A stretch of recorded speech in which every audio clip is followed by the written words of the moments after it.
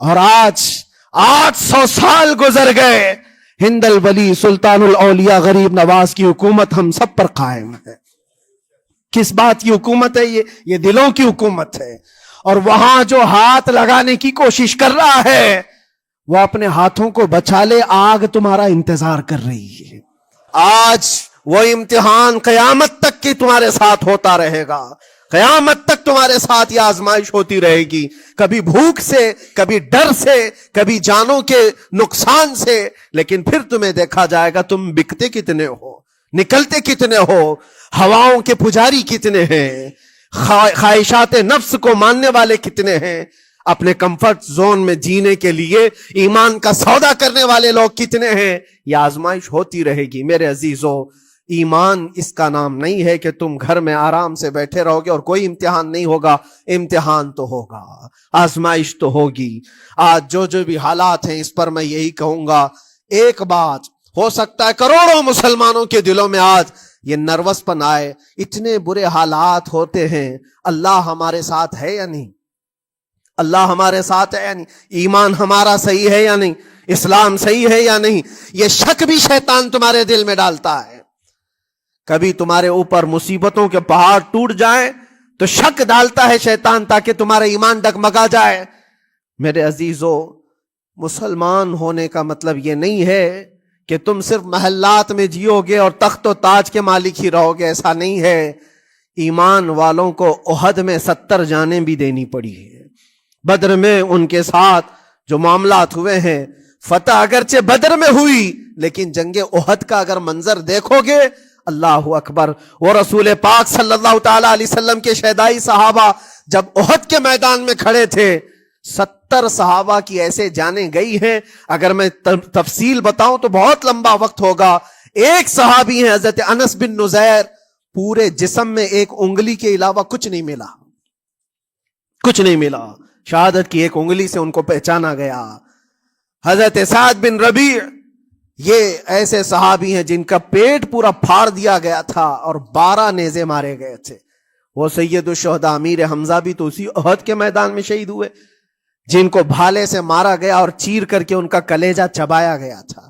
عبداللہ بن جہش اسی میدان میں انتقال کیے ہیں، جن کے جسم کے 80 ٹکڑے کر دیے گئے تھے اور ہر ٹکڑے کا ہار بنا کر ظالموں نے پہنا تھا، ہار بنا لیا تھا جسموں کے۔ یہ سارے منظر احد کے میدان میں ہوئے، اور کون سے ایمان والے؟ وہ رسول اللہ کی اقتداء میں نماز پڑھنے والے، حضور پاک کے چہرے انور کو دیکھنے والے۔ جب ان کے ساتھ یہ آزمائشیں ہو سکتی ہیں تو ہم کون سی گاجر مولی ہیں؟ ہمارے ساتھ بھی آزمائشیں ہوں گی۔ جس کا جیسا ایمان ہوگا ویسا وہ امتحان بھی دے گا، اسی امتحان سے وہ گزارا جائے گا۔ مگر میں آج کروڑوں مسلمانوں کے دلوں کے بارے میں یہ بات کہنا چاہتا ہوں کہ اگر نروس پن ہے کہ یہ حالات ایسے کیوں ہیں، حالات ہر زمانے میں ہوتے رہیں گے۔ ستیزہ کار رہا ہے ازل سے تا امروز، شرار ابو لہبی سے چراغ مصطفی، ہماری تاریخ ہے، یہ تاریخ ہے میرے عزیزو۔ اللہ تعالیٰ قرآن میں فرماتا ہے تِلْكَ الْأَيَّامُ نُدَاوِلُهَا بَيْنَ النَّاسِ، یہ دن ہیں جو ہم لوگوں کے درمیان پلٹتے رہتے ہیں، کبھی تم بادشاہ بنو گے، کبھی فقیر بن جاؤ گے، اور آج جو تخت پر ہیں ہو سکتا ہے وہ کل ڈگر ڈگر گھوم رہے ہوں۔ آج جن کو طاقت کا نشہ ہے ہو سکتا ہے وہ بھیک مانگنے پر بھی مجبور ہو جائے۔ لیکن ایک بات یاد رکھنا، نروس پن اپنے دل میں آنے نہ پائے، ان حالات سے دیکھ کر کے گھبرا نہ جانا۔ ایمان تمہارا سچا ہے، اللہ کل بھی تمہارے ساتھ، آج بھی تمہارے ساتھ، بس تمہاری عبادت میں فرق آنے نہ پائے، تمہارے سجدوں میں کمی ہونے نہ پائے، تمہارے ایمان میں تزلزل آنے نہ پائے۔ اللہ ایک ہے تو ایک ہے، اللہ سچا ہے تو سچا ہے۔ میں نے اللہ کو نہیں دیکھا لیکن اللہ پر ایمان ضرور ہے۔ یہ یقین اور یہ عقیدہ تمہارا مضبوط رہے۔ ہاں، ہمیں معلوم ہے، کچھ لوگ ہم سے پوچھتے بھی ہیں، اللہ تبارک و تعالیٰ پوری کائنات کا مالک، جس نے ہر چیز پیدا کیا اور اس کی عبادت کرنے والے ہو آپ، لیکن پھر اسی اللہ رب العزت کی یہ مسجدیں کیوں ڈھائی گئی؟ کیوں مسجدوں کو ختم کیا جا رہا ہے؟ اللہ کے ذکر کو روکنے کے لیے طاقتیں پوری مسجدوں کو ڈھانے کی کیوں بات کرتی ہیں؟ پھر اللہ کچھ کیوں نہیں فرماتا؟ میرے عزیزو یہ کائنات ہے جس کو اللہ نے اسباب پر بنا کر بھیجا ہے اور تمہیں عمل کے لیے بھیجا گیا ہے. تمہارا عمل دیکھنا ہے تم کتنے پابند ہو, تم کتنے اپنی حفاظت کرتے ہو, تمہارے ایمان کی, تمہاری عبادتوں کی, تمہاری مسجدوں کی. تم مسجدیں خالی کر کے گھوم رہے ہو, فجر کی نماز میں اپنے گھروں پر سوئے ہو اور پھر اللہ کے گھروں کی حفاظت کی بات کر رہے ہو کہ مسجدیں ڈھائی جا رہی ہیں, مسجدوں پر آکرمن ہوتا ہے. یہ ساری باتیں کیوں؟ تم جب ان صفوں کو خالی کر دو گے, یہ مسجدیں چیخ چیخ کر پکارتی ہیں اللہ کی بارگاہ میں, پل بھر میں بنا لی, شب بھر میں بنا لی مسجد تو ایمان کی حرارت والوں نے. من اپنا پرانا پاپی تھا, بچپن سے نمازی بن نہ سکے. مسجدیں بڑی بڑی شاندار بنا لینا اور اس کو آباد نہ کرنا, یہ بھی تو ظلم ہے. آپ ان مسجدوں کی حفاظت کی جو بات کر رہے ہیں, ان مسجدوں کی حفاظت صرف کمیٹیاں بنانے سے نہیں ہوتی, نمازوں سے ہوتی ہے, اس کے اندر تلاوت قرآن سے ہوتی ہے. عزیزان گرامی, اور پھر یہ بات ان ظالموں کے لیے کہ اگر وہ ہاتھ لگا کر مسجدوں کو اٹھانا پھینکنا اس کو اپنی طاقت کا ذریعہ سمجھتے ہیں تو سمجھ لو تھوڑے دن کی بات ہے. اگر اسی کا نام طاقت ہے کہ عبادت گاہوں کو مسمار کر کے طاقت کے تخت کو بٹھایا جائے, تو یاد رکھنا بڑھتے بڑھتے بڑھتے تمہارا نشہ کہیں تمہیں فرعون نہ بنا دے. اور اگر فرعون بن گئے تو انتظار کرو, اللہ تعالیٰ بڑے بڑے فرعونوں کو صرف پانی سے ہلاک کرتا ہے.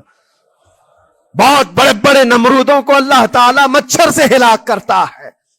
وہ ابرہہ بھی تو آیا تھا جو کعبہ ڈھانے کے لیے آیا تھا, ہاتھیوں کا لشکر لے کر آیا تھا, جس کا ذکر قرآن پاک میں الم تر کیف فعل ربک باصحاب الفیل. اے محبوب, کیا آپ نے نہیں دیکھا ہاتھی والوں کے ساتھ اللہ نے کیا معاملہ کیا؟ پورا ہاتھیوں کی فوج لے کر آیا تھا کعبے کو ڈھانے کے لیے. ہوا کیا؟ کعبہ کو ڈھانے کے لیے اتنی خطرناک فوج تھی اور مکہ والوں میں لڑنے کی اتنی طاقت نہیں تھی. اللہ کریم نے ابابیل چڑیوں کی ایک فوج کو بھیجا. ہاتھی کہاں اور چڑیا کہاں؟ کوئی مقابلہ ہوتا ہے؟ کوئی مقابلہ ہے؟ تصور میں نہیں آتا. لیکن رب تبارک و تعالیٰ کا ایک دستور ہے, بڑی بڑی طاقتوں کو چھوٹی طاقتوں سے ہلاک کرتا ہے. چھوٹی چھوٹی سی چڑیاں ایک ہاتھ میں تمہارے آ جائیں, ایک چونچ میں اور دو پاؤں میں کنکریاں لے کر آتی تھی, اوپر سے صرف وہ کنکریاں گراتی, ہاتھیوں کے پیٹ پھٹ جاتے اور آگ لگ جاتی تھی. اللہ تبارک و تعالیٰ کی طاقت کا یہ مشاہدہ, قوت کا ایک ہلکا سا اظہار جو مکہ کی ان وادیوں میں ہوا منا, اور اللہ تعالیٰ فرماتا ہے فَجَعَلَهُمْ كَعَصْفٍ مَأْكُولٍ. اللہ نے ان کو ایسا کر دیا جیسے کھائی ہوئی مرغی ہوتی ہے, نوچ نوچ کر کے کھا کر چھوڑی ہوئی مرغی ہو. پوری فوج کی حالت ایسی ہو گئی تھی. کعبہ مکرمہ کو ڈھانے کے لیے آئے, تب اللہ تبارک و تعالی ظالموں کو کس طرح سے نیست و نابود فرمایا. ہمیں یقین ہے میرے عزیزوں, اللہ تبارک و تعالی وہ ابابیل بھیجنے والا مولا آج بھی زندہ اور ہمیشہ زندہ رہے گا. وہ حی اور قیوم ہے, ہمیشہ سے زندہ ہے اور ہمیشہ زندہ رہے گا. لیکن تمہارا امتحان ہوتا رہے گا, تمہارا امتحان ہوتا رہے گا. اللہ کے نبی صلی اللہ تعالی علیہ وسلم کے لیے مدد آئی ہے تو اس کا مطلب یہ نہیں ہے کہ وہ صرف بیٹھ کر کے مدینے میں دعائیں کرتے تھے. نہیں, عمل کے میدان میں اترے بھی ہیں. صحابہ نے بھوک اور پیاس برداشت کی ہے, کتنے کتنے دنوں تک وہ ایک کھجور پر پورا دن گزارتے تھے. پیوند لگے کپڑے. حضرت ابو ہریرہ فرماتے ہیں ہم تو ایک جنگ سے ایسے واپس آئے تھے کہ ہمارے پاؤں کے پورے ناخن اکھڑ گئے تھے, پاؤں کے ناخن اکھڑ گئے. خندق کے میدان میں خود نبی پاک صلی اللہ علیہ وسلم اپنے ہاتھوں سے خندق کھودتے رہے, اور پیٹ پر پتھر باندھنا, یہ سب مشقتیں سٹرگل کیا ہے. پھر اللہ سے یہ دعا کیا مولا تو اپنی مدد بھیج دے, تو اپنے رحم و کرم کی بارشیں برسا. اور ہم یہاں مست کھا پی کر کے پھر دعا کرتے ہیں مدد آ جائے. تم نے محنت کون سی کی, کون سی مشقت کی؟ میرے عزیزو, اگر محنت و مشقت میدان میں اتر کر کرنے کا موقع نہیں ہے تو عبادتیں تو کرو اپنی پوری, اپنی نمازیں تو کمپلیٹ کر لو, اور اللہ کو راضی کرو اپنے گناہوں سے. اگر وہ غضبناک ہے تو توبہ کرو. اور جاتے جاتے یہ بات بھی میں عرض کروں گا کہ آج جن لوگوں کو ایسا لگتا ہے کہ یہ کھیل تماشا ہے، ایک بات یاد رکھنا، کسی مسجد کے ختم ہو جانے سے یا مومن کے کسی کے ہار جانے سے ایمان کبھی ہارتا نہیں ہے. ایمان ہمیشہ جیتتا ہے. تھوڑی دیر کی تکلیف تو مومن کو ہو سکتی ہے، لیکن اس کے ساتھ ایمان ہے تو ہمیشہ سر بلند ہے. اس سے بڑی کوئی کامیابی کیا ہے؟ ہم نے دیکھا ہے کربلا کی تاریخ میں جیتا کون ہے؟ دنیا کی نظر میں، اس وقت کی میڈیا کی نظر میں، اس وقت کے جو کتے ہوں گے ان کی نظر میں یزید جیتا ہوگا. لیکن قیامت تک ہر مومن کہتا ہے بادشاہ است حسین، بادشاہ است حسین. ایمان کی جیت ہمیشہ ہے، اگرچہ وہ ٹکڑوں میں بدل جائے، اگرچہ وہ 1000 ٹکڑوں میں ہو جائے. آج بھی پھریرا لہرا رہا ہے تو حسین اعظم کا لہرا رہا ہے.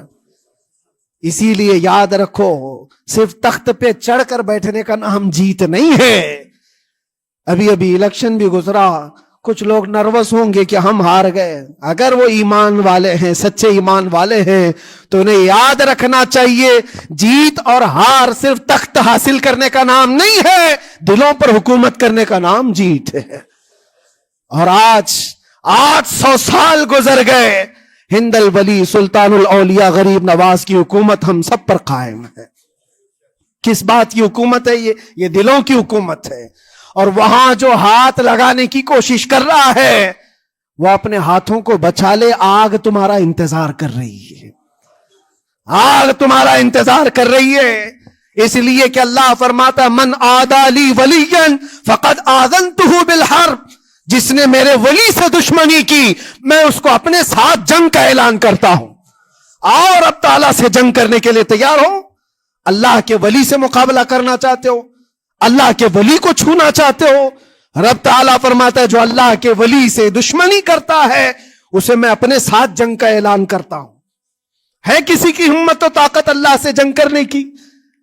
تو جو یہ چاہتے ہیں کیڑے مکڑوں کی موت مرو گے، اس سے بھی خطرناک ذلیل ہو کر مر جاؤ گے. اجمیر معلی یہ صرف اور صرف ایک دھرتی کا نام نہیں ہے، اللہ کے ولی کی آباد کی ہوئی مقدس زمین ہے. اور ہم سنیوں کی آستھا ایسے ہے، امام اہل سنت فاضل بریلوی اعلیٰ حضرت فرماتے ہیں دنیا بھر میں جہاں دعائیں قبول ہوتی ہیں ان جگہوں میں سے ایک جگہ کا نام اجمیر معلی ہے، جہاں اللہ تعالیٰ دعائیں قبول فرماتا ہے. ہم اپنی آستھا ہی نہیں رکھتے میرے عزیزو، اپنی جان بھی حاضر ہے غریب نواز کے قدموں کے لیے. اس لیے میں کہنا چاہتا ہوں سرکار غریب نواز رضی اللہ تعالیٰ عنہ کے رکشک، یہ لوگ اگر یہ سمجھتے ہیں کہ مسلمان بکھر گئے ہیں، ٹوٹے ہیں، بکھرے ہیں، ان کے پاس کوئی طاقت نہیں، کوئی سیاست نہیں، اور ہم جس کو چاہیں آکرمن کر کے ختم کر دیں، ہو سکتا ہے ہم سب کو مار ڈالو تمہاری طاقت کے ذریعے، لیکن وہ غریب نواز ہے. اپنے باپ داداؤں کی تاریخ یاد رکھنا، پوچھنا، جو غریب نواز کو اٹھانے کی کوشش کیا اٹھ گئے ہیں، اور وہ دھرتی پہ آج بھی آباد ہے. انشاءاللہ قیامت تک اجمیر معلی چمکتا رہے گا. سرکار غریب نواز رضی اللہ تعالیٰ عنہ کے آستانے سے جو فیض بٹتا ہے، اپنے اور غیر سب وہاں سے فائدہ اٹھاتے ہیں، سب لوگوں کو برابر فائدہ اٹھایا جاتا ہے.